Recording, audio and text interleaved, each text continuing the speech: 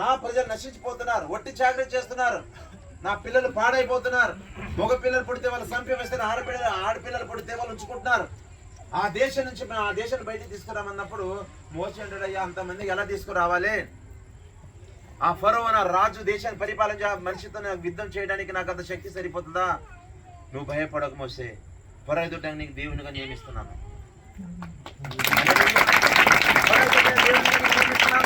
నీ దేవుడుగా కనబడతావు అన్నప్పుడు మోసే మాట విని అక్కడి వ్యాఖ్య మాడి యుద్ధం చేసి తన ప్రజలకు అందరూ కూడా బయటికి తీసుకొస్తున్నాడు.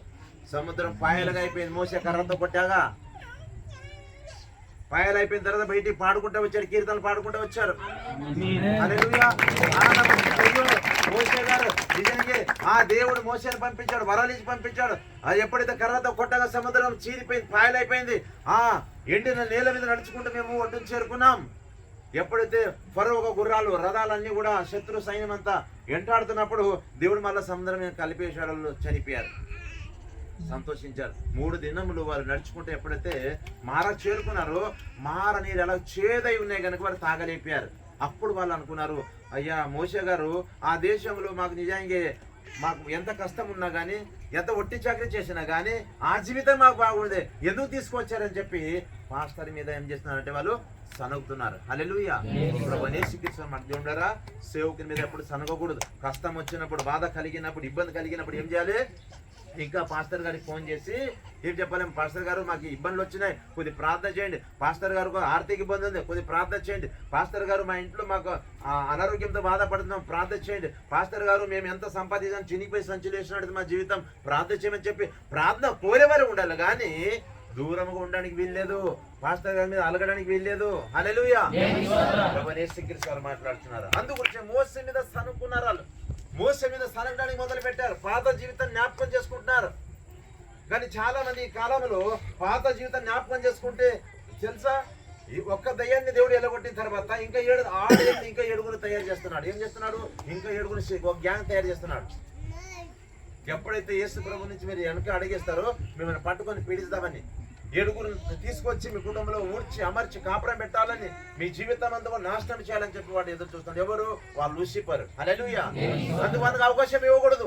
కలువరి శిలువ పైన ప్రాణం పెట్టిన దేవుడు, ఆ కలువరి శిలువ పైన వేలాడి తన ప్రాణం పెట్టి రక్తం చిందించిన దేవుడు, తన దాసుని ఏర్పరచుకున్న దేవుడు, ఆ దాసుని మీ కొరకు ఆ దేవుడుగా నిలబెట్టాడు కనుక ఆయన మాట మీరు వినేవారి ఉంటే మీరు మీ పిల్లలందరూ కూడా అభివృద్ధిలోనికి ప్రవేశిస్తూ ఉంటారు, ఉన్నతమైన స్థితిలో ఉంటారు. ఈ సమాజంలో ఈ ఎలాగైతే వెలిగిస్తుందో ఈ లోకానికి మీరు వెలుగై ఉంటారు, సాక్ష్యం కలిగి ఉంటారు, సంఘంలో వెలివెచ్చట్టుగా ఉంటారు. హల్లెలూయా. ప్రభువైన యేసుక్రీస్తు వారు మాట్లాడుతున్నానా, ఈ రాత్రి కాల సమయంలో దేవుడు మనతో మాట్లాడుతున్నాడు, నాతో మీతో మాట్లాడుతున్నాడు. ఎన్ని ఇబ్బందులు వచ్చినా, ఇరుకులు వచ్చినా కానీ మీరు యేసుక్రీస్తు వాక్యం ఎలా ఉందంట, యేసుక్రీస్తు మాట ఎలా ఉంటుంది? జీవంతో కూడినదట. జీవంలో ఒక మాట పలికితే ఏమవుతుంది? ఆ వ్యక్తి ఖచ్చితంగా స్వస్థత కలుగుతుంది. ఒక మాట పలికినప్పుడు ఆ వ్యక్తి ఖచ్చితంగా ఉన్నత పరిస్థితిలో ఉంటాడు. ఒక మాట పలికినప్పుడు ఇంకా దీర్ఘాయుష్మంతులుగా ఉంటాడు. ఒక మాట పలికినప్పుడు ఒకరు నువ్వు ఖచ్చితంగా పరలోక రాజ్యంలో ఉంటావు. ఒక మాట పలికినప్పుడు పైచేలో ఉంటావు, అనేకులు నామకరణం చేసుకుంటావు. హల్లెలూయా. ఎందుకంటే ఆయన మాటలో జీవం ఉంది. హల్లెలూయా. కనుక అంతట్లో ఏమైందంటే యెహోవాకు మొరపెట్టాడు. ఎవరు? ప్రజలందరూ సనుగుతున్నారయ్యా, 20 లక్షల ప్రజలందరూ కూడా సనుగుతున్నారు, మన పాత జీవితం జ్ఞాపకం చేసుకుంటున్నారు. చాలా తప్పదు కదా. వేడుకున్నప్పుడు దేవుడు ఏమన్నా అంటే ఈ చెట్టు నరికి ఈ నీటిలో ఏమని చెప్పాడు. గట్టి సభలు కూడా ఒకసారి. ఈ చెట్టు నరికి ఈ నీటిలో ఏమన్నప్పుడు ఆ చేదైన నీళ్ళు ఏమైనాయి? మధురముగా అయిపోయినాయి. చెట్లు దేనికి సాదృశ్యం అంటే యేసు ప్రభువుకు సాదృశ్యం. నీళ్ళు దేనికి సాదృశ్యం అంటే మన భవిష్యత్తు, మన జీవితానికి సాదృశ్యం. మన జీవితంలో చేదైన అనుభవం ఉందా? మన కుటుంబంలో చేదైన అనుభవం ఉందా? లేమిలో ఉన్నామా, కష్టంలో ఉన్నామా, బాధలో ఉన్నామా, ఇరుకులో ఉన్నామా, ఇబ్బందులు ఉన్నామా, ఎలాంటి పరిస్థితుల్లో ఉన్నామో ఆ యేసుక్రీస్తు మమ్మల్ని తీసుకుంటే ఏమవుతుంది? మన జీవితం మధురముగా మార్చబడుతుంది. హల్లెలూయా. చూడండి, బైబిల్ ఉంది, చక్కగా ఉందని చూడండి అక్కడ. అందువలన దానికి మారా అని పేరు పెట్టిన ప్రజలు అంటున్నారు, మేమేమి తాగుదామని మోసే మీద సనుగుకొనగా అతడు ఎవరు? చూడండి, ఎవరు చెప్పుకుంటాడండి? బాధ వచ్చినా కష్టాలు వచ్చినా మీకు ఎవరికి ఇబ్బంది కలిగినా ఎవరికి చెప్పుకుంటాడు. ఏ నాయకులు చెప్తే ఎవరు చేయలేరు, కానీ దేవునికి మొరపెడతాడు సేవకుడు. దేవునికి చూడండి, మోసే యెహోవాకు మొరపెట్టినప్పుడు అంతటా యెహోవా అతనికి ఒక చెట్టు చూపాను. అది నీళ్లను ఆ నీళ్లలో వేసిన తర్వాత మధురములాయను. హల్లెలూయా. చెట్టుకు సాదృశ్యం ప్రభువైన యేసుక్రీస్తు, నీళ్లకు సాదృశ్యం మన జీవితము. మనం ఈరోజు సంపాదిస్తున్నాము, చినిగిపోయి సంచులు వేసినట్టు ఉందా? సరిపోవట్లేదా? లేకపోతే సమాధానం లేకుండా ఉన్నామా? అనారోగ్యంతో ఉన్నామా? లేకపోతే నెమ్మది లేకుండా ఉన్నామా? కుటుంబంలో రోజు గొడవలు జరుగుతున్నాయా? ఎలాంటి జీవితం కలిగి ఉన్నామో ఒకసారి చూడండి. ఆ చేదైన నీళ్ళలో చెట్టు వేసిన వెంటనే నీళ్లు మధురంగా అయిపోయినావు. ఈ యేసుక్రీస్తును కూడా మన జీవితంలో తీసుకుంటే ఏమవుతుంది? మన జీవితం కూడా మధురముగా మార్చబడుతుంది. నేను కూడా ఒకప్పుడు అలాగే యేసుక్రీస్తును నమ్ముకున్న అమ్మాయితో వివాహం జరిగిన తర్వాత మా పాస్టమ్మ గారు ఏమో చర్చికి వెళ్ళేది, నేనేమో సినిమా హాల్కి వెళ్ళేవాడిని. ఆమె చర్చికి వెళ్ళేది, నేనేమో సినిమాకి వెళ్ళేది. కుటుంబంలో సమృద్ధిగా ఉంటుందా? ఆమెతో దేవుడు వచ్చినా కానీ నాతో దయ్యం వచ్చేవాడు ఇంటికి కదండి. ఒకరు అట్లా ఒకరు ఇట్లా అంటే కదండి, ఇద్దరు వచ్చేవారు అక్కడ. ఆమెతో దేవుడు వచ్చినా కానీ నాతో దయ్యం వచ్చేవాడు ఇంటికి. నేను సినిమాకి వెళ్ళి వచ్చేవాడిని, ఆమె దేవుని గుడికి వెళ్ళి వచ్చేది. అలాగే నేను రోజు సినిమాకి వెళ్ళి వచ్చి లోకంలో ఉన్న వారితో సాహసం చేసుకుని ప్యాకటం నేర్చుకున్నాను. ప్యాకట క్లబ్కి వెళ్ళి ప్యాకటం మొదలు పెట్టాను. ప్యాకట ఆడుతూ ఉన్న 5 లక్షల డబ్బులంతా పాడు చేసుకున్నాను. 2 సార్లు క్లబ్లో పట్టబడ్డాను, 2 సార్లు జైలుకి వెళ్ళిపోయాను, 2 సార్లు కోర్టుకి వెళ్ళిపోయాను. చివరికి చనిపోయే స్థితి వచ్చేసింది. ఇక నువ్వు చనిపోయిగా నీకు జీవితమే లేదనుకున్నాను. అప్పుడు చనిపోవడానికి వెళ్తున్నప్పుడు ఇలాగే మీ అయ్యగారు పెట్టినారు, కూటలు పెడతారు కదా క్రిస్మస్ అప్పుడు. మేము చూస్తూ ఉంటాం, మిమ్మల్ని అందరూ కూడా స్టేటస్లో పెట్టుకుంటారు, లేదా మీరు చూస్తూ ఉంటాం. చాలా క్రిస్మస్లో చాలా మంది మంచి డ్యాన్స్ ప్రోగ్రామ్ చేసి అన్నీ చూస్తూ ఉంటారు అనమాట. అలాంటి కూట పెట్టినప్పుడు అప్పుడు మేము చనిపోదామని ట్యాంక్ బండికి వెళ్తున్నప్పుడు ఆ కూట జరుగుతుంది కదా, పాటలు పాడుతున్నారు కదా, సంగీతాలు వాయిస్తున్నారు కదా, చూద్దామని లోపడేదాన్ని. మీలాంటి వారు వాలంటీర్స్ చూశాను కదా ఆ ఆందోళనలో వచ్చినప్పుడు. మీ టీం అలాంటి టీం ఏనారంటే, సార్ మీరు ఇక్కడ చైర్లు ఉన్న ఖాళీనే కూర్చోమన్నారు. నేను అక్కడ కూర్చున్న తర్వాత మీలాంటి దైవ సేవకుడు, మీ అయ్యగారు ఉన్నారు కదా, అయ్యగారు లాంటి వారు వచ్చి, అయ్యా ఈ రాత్రి మీరు ఏం అడగబోతున్నారో దేవుడు ఇవ్వబోతున్నా అంటే, నేను డబ్బులు కూడా పంచుతారేమో వీళ్ళు దేవుడు అనుకున్నా. నేను 5 లక్షలు పోగొట్టుకున్నాను, 5 లక్షలు పోగొట్టుకున్నాను. ఒకవేళ ఇలా దేవుడు అట్లా ఇస్తాడేమో అని అన్నాను. అందరు లేచిన వాడంటే ఈ రాత్రి ఖచ్చితంగా దేవుడు ఇవ్వబోదు అంటే నిజంగా ఇస్తాడేమో అని మేము కూడా చెప్పుకుందాం అనుకున్నాం. 5 లక్షలు ఇస్తే నేను బతుకుదాం, చనిపోనిగా అన్న. కళ్ళు మూసుకున్న వరకే దొరుకుతుంది అన్నాడు. అయ్యో నిజంగా 2 చేతులు చాపి కళ్ళు మూసుకున్నాను. దేవుని ఒక శక్తి నన్ను తాకగా నేను కింద పడిపోయాను. చాలా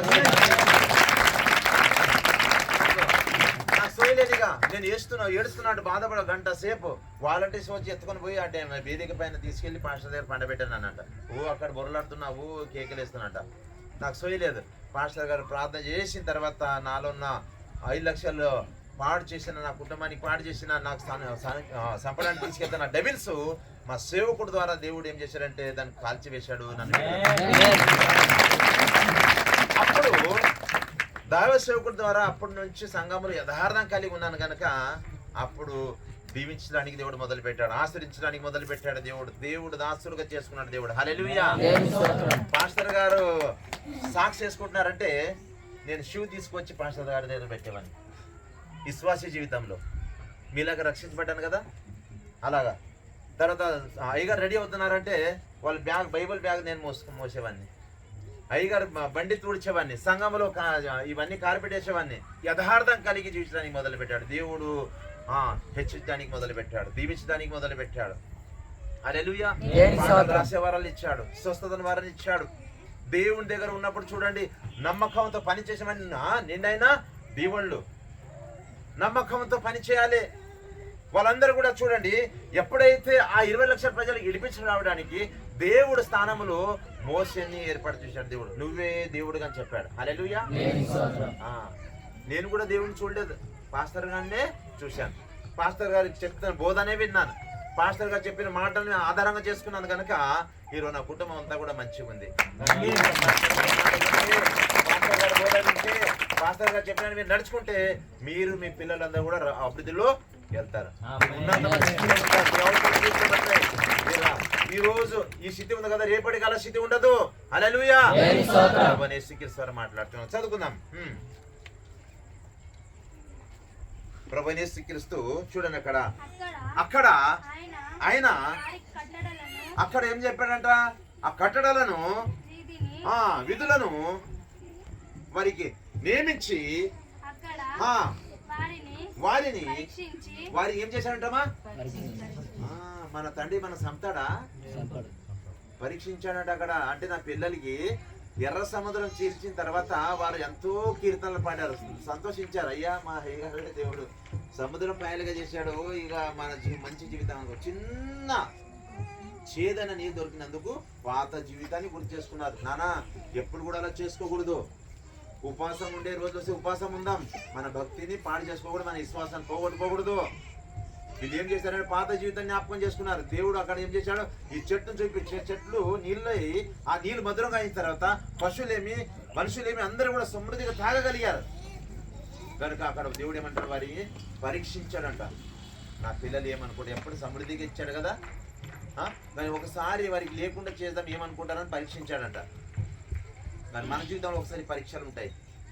ఆ పరీక్షలో మనము నిరీక్షణ కలిగి ఉండాలి, అందులో నెగ్గేవారి ఉండాలి. హల్లెలూయా. దేవుడు తెలియపరుస్తున్నాడు. కానీ మనము వెనకం చేయకూడదు, ముందం చేయాలి. ఆమేన్. చదువుకుందాం. నీ దేవుడైన యెహోవా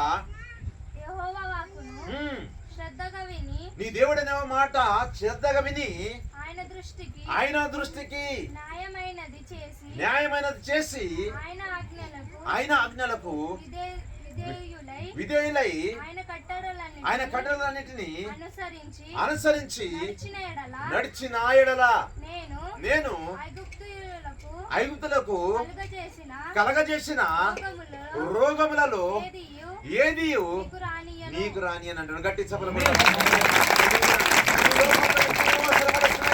ఈ లోకంలో ఎన్నో రోగాలు వస్తున్నాయి, ఈ లోకంలో ఎన్నో ఇబ్బందులు వస్తున్నాయి. కానీ మీరు ఎప్పుడైతే నా విధులను అనుసరించి, నా కట్టడలను అనుసరించి, అంటే పాస్టర్ గారు చెప్తున్న ప్రతి ఒక్క వాక్యం మీద మీరు ఆధారం చేసుకొని నమ్మకంగా జీవిస్తే, ఈ లోకంలో వస్తున్న రోగాలు, ఈ లోకంలో వస్తున్న అనేకమైన ఇబ్బందులు, ఈ లోకంలో వస్తున్న కష్టాలు మీకు మీ ఒంట్లో కానీ మీ ఇంట్లో కానీ ఏది రాని అని అంటున్నాడు దేవుడు. హల్లెలూయా. ప్రభువైన యేసుక్రీస్తు మాట్లాడు. చూడండి, మీరందరూ కూడా దేవుని పిల్లలు, ఆయన మీకు తండ్రి. దేవునికి మీకు మధ్యవర్తి ఎవరు? ఆయన దాసులుగా ఏర్పాటు చేసుకున్నాడు. మీకు ఏదైనా ప్రాబ్లం ఉంటే ఇక్కడ చెప్పాలి, మీరు ఏం చెప్తారంటే దేవునికి చెప్తారు. దేవుడు మన వీరి ద్వారానే ఏం చేస్తాడు, దేవుడు మిమ్మల్ని ఆశీర్వదిస్తాడు. డైరెక్ట్ గా ఇండివిజువల్ గా బైబిల్ గ్రంథంలో ఎక్కడ లేదు. బిలీవర్స్ అంటే విశ్వాసులకు